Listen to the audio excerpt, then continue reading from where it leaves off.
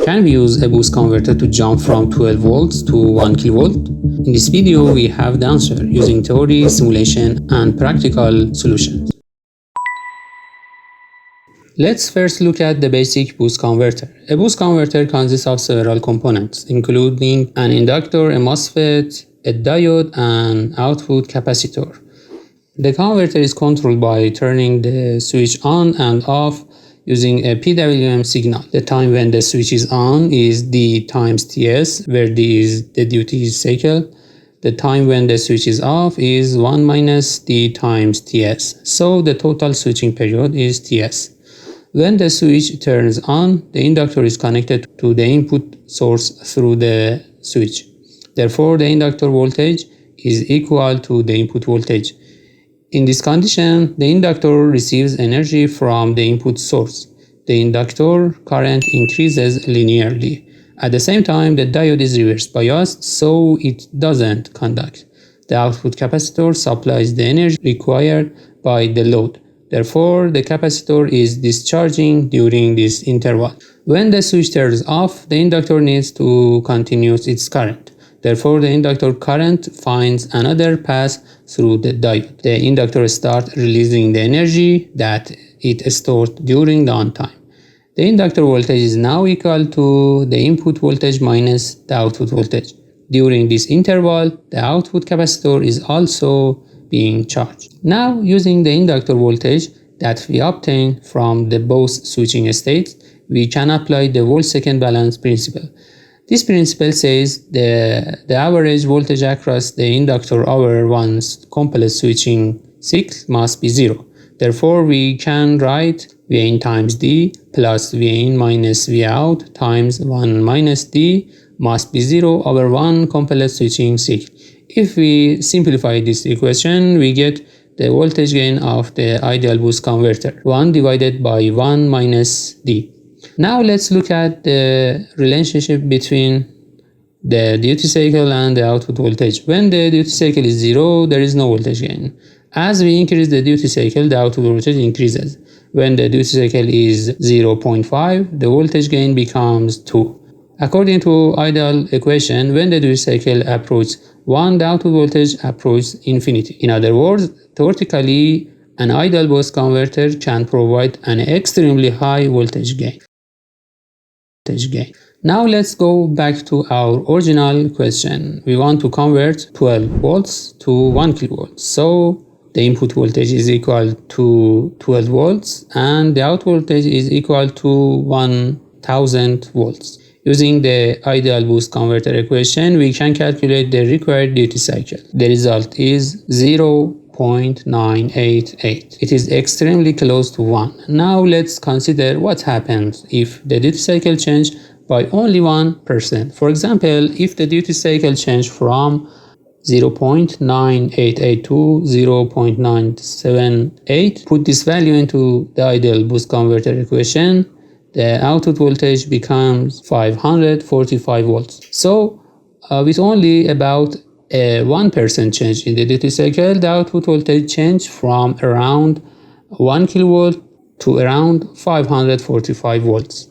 This means that the output voltage is extremely sensitive to the duty cycle when the duty cycle is close to 1. And this is only one of the problems. Until now, everything we have discussed was based on an ideal boost converter, but in the real circuit, none of the components are ideal. Every component has some parasitic resistance. For example, let's consider the inductor. A real inductor has a series resistance. This resistance mainly comes from the resistive of the winding. Let's call this resistance RL. Now let's include this resistance in our boost converter model. When the switch is on, the input voltage is equal to the input voltage minus the voltage drop across the inductor resistance. When the switch is off, the inductor voltage is equal to the input voltage minus the inductor resistance voltage drop minus the output voltage. Now we can again use the volt-second balance principle.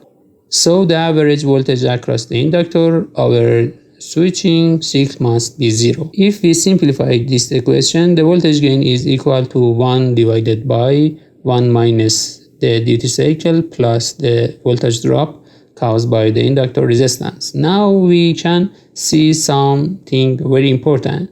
The voltage gain is no longer dependent only on the duty cycle. It also depends on the inductor current. Now let's use the capacitor current to find the inductor current.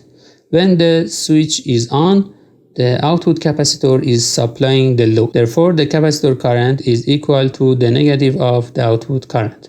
When the switch is off, the inductor supplies the output and also charges the capacitor. Therefore, the capacitor current is equal to the input current minus the output current. For a capacitor in a steady state, the average current over one complete switching cycle must be 0. This is called capacitor current balance. Therefore, negative I0 times D plus IL minus I0 times 1 minus D is equal to 0. If we simplify this equation, the inductor current is equal to the output current divided by 1 minus the duty cycle. We also know that the output current is equal to the output voltage divided by the load resistance. Therefore, the inductor current is equal to the output voltage divided by the load resistance multiplied by 1 minus the duty cycle. Now we can substitute this value of inductor current into our previous voltage gain equation. To understand this effect better, let's plot the voltage gain for different value of the load resistance. As the inductor resistance increases, the voltage gain decreases. So the large inductor resistance is the lower the maximum voltage we can obtain from the boost converter. This means that even if we could implement a duty cycle around 1, there is still a practical limitation caused by the non-ideal components. And the inductor is not the only problem. In the real circuit, another components also have parasitic parameters. For example, the MOSFET has a resistance, the diode has a forward voltage drop, and also a series resistance. The output capacitor has an ESR. If we include all of these effects in the equation, the output voltage becomes a function of several parameters. As a result, the actual voltage gain becomes even lower. Now let's see what's happened in a real circuit using simulation. There are several software tools that we can use for circuit simulation, such as MATLAB, Plex, PSCAD, PSIM, and LTspice. Among these, LTspice is free, and one of its advantages is that we can simulate realistic models of electronic components. You can also download it for free from the Analog Devices website. Once you open the software, go to File and select New Schematic. First, we need a voltage source. From this section, we can select different components. We need one voltage source for the input and another source to generate the pulse for the switch. We also need an inductor. We can rotate the inductor using the Ctrl R shortcut. Then we need a diode, and finally an output capacitor. Here you can see some of the most commonly used components. For other components, you can click on Component and select the component you need. For the switch, we select an NMOS. We can connect the component together using the W key or by selecting the wire tool. To move a component, we can use the M key. Now let's enter the component values. For the input voltage source, we use 20 volts. For the inductor, we can right-click on it and enter its parameter. For now, let's use an inductance of 100 microhenries. We also consider a series resistance of 0.1 ohms. For the switch, we right-click on it and select the MOSFET model. The highest value MOSFET available here is 800 volts. So for now, I will select this one. Next, let's select the diode. I right-click on the diode and select New Diode. Here we can see several high voltage diode. For the stimulation, I select 1200 volt diode. Now we need to define the pulse that controls the switch. I right click on the pulse source and select advanced. For the available option, I select pulse. Here we can define the pulse parameters. The initial voltage is 0, and when the switch turns on, the pulse voltage becomes 10 volts. We don't need a delay time. We also don't need to specify a rise time or fall time. For the period, let's assume that the switching frequency is 100 kHz.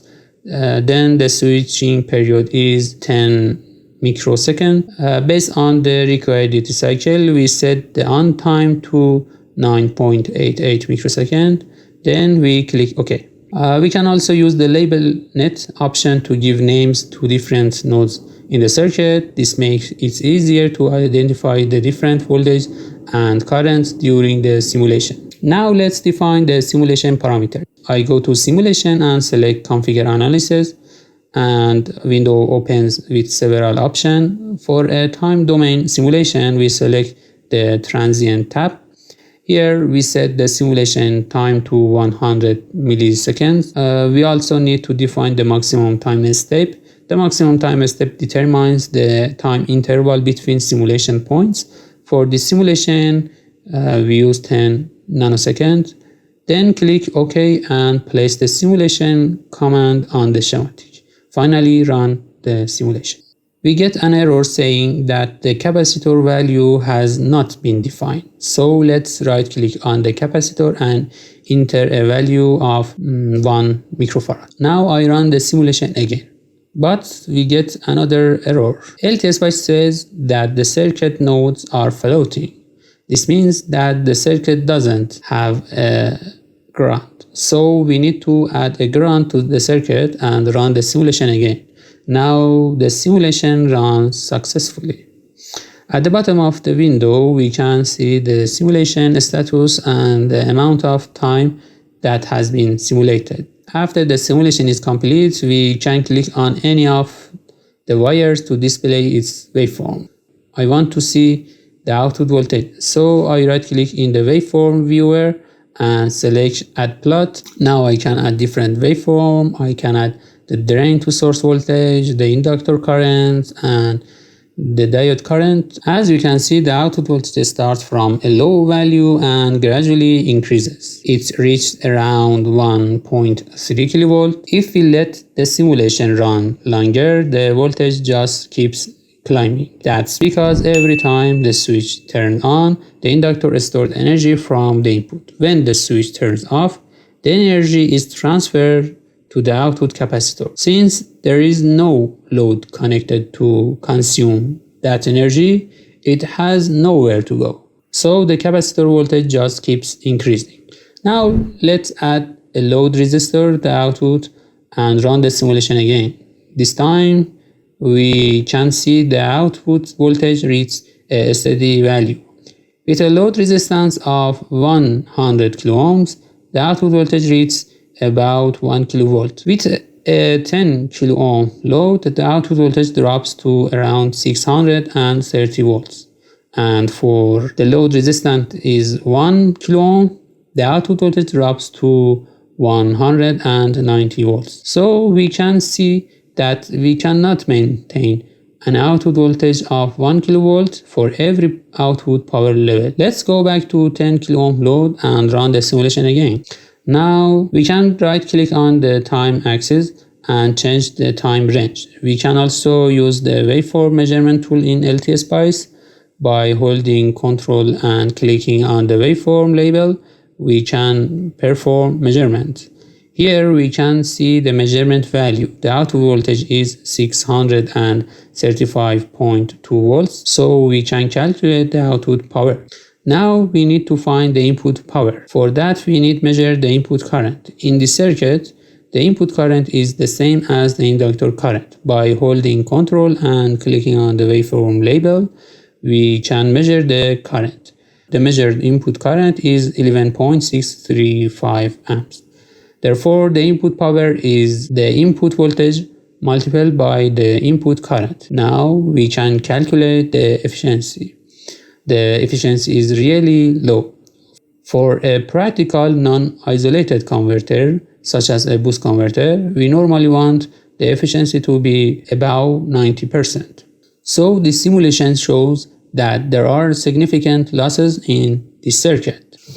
Now let's zoom in on one switching cycle. Especially let's look at the moment when the MOSFET turns off. If we look at the diode current, we can see something interesting.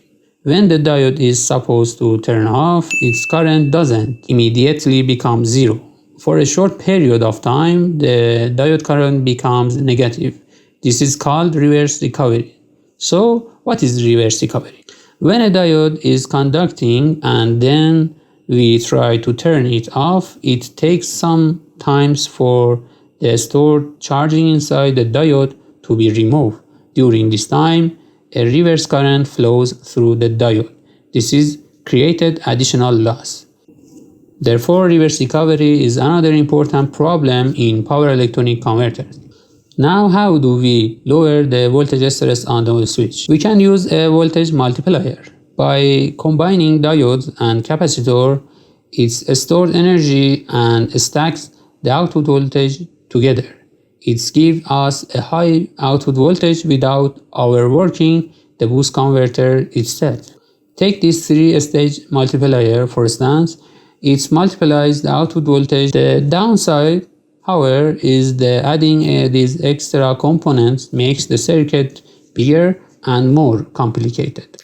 Another solution is to move from a non-isolated converter to an isolated converter. One example is the flyback converter. In a flyback converter, we use a transformer. By selecting an appropriate transformer turns ratio, we can increase the voltage significantly. I have already made a video about the flyback converter. You can check that video if you want to learn more about how the flyback converter works. Another topology that can be very suitable for a high voltage application is the push-pull converter. In a push-pull converter, the transformer provides the required voltage step-up through its turn ratio. At the same time, the voltage stress on the switch can remain at a much more reasonable level. If this video was useful to you, please like it and drop a comment. Thank you for watching.